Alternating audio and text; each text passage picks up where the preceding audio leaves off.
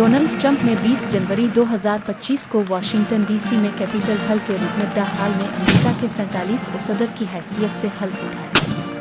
Chief justice John Roberts ने उनसे हल्फ लिया और इस मौके पर उनकी अहलिया मेलानिया ट्रंप भी मौजूद थी। हल्फ बर्दारी की तकरीब शदीद सर्द मौसम के बाइस अंदरून इमारत मुनक्किद की गई, जो गुज़िश्ता 40 साल में पहली बार हुआ। तकरीब में साबिक सदूर Bill Clinton, George W Bush और बराक ओबामा समेत दीगर मुअज़्ज़िज़ीन ने शिरकत की। अपने इफ्तिताही खिताब में सदर ट्रंप ने अमेरिका के सुनहरी दौर के आगाज का ऐलान किया और सबसे पहले अमेरिका की पॉलिसी पर जोर दिया। उन्होंने मुल्क की खुदमुख्तारी की बहाली, मईशत की तरक्की और आलमी सतह पर अमेरिका की इज्जत की बहाली का अज़्म जाहिर किया। सदर ट्रंप ने फौरी तौर पर मेक्सिको की सरहद पर हंगामी हालत नाफिज करने और गैर कानूनी तारकीन वतन की वापसी का ऐलान किया। उन्होंने तवानाई की पैदावार में इजाफे और माहौलियात के तहफ़्फ़ुज़ के क़वानीन में नरमी का भी इंदिया दिया।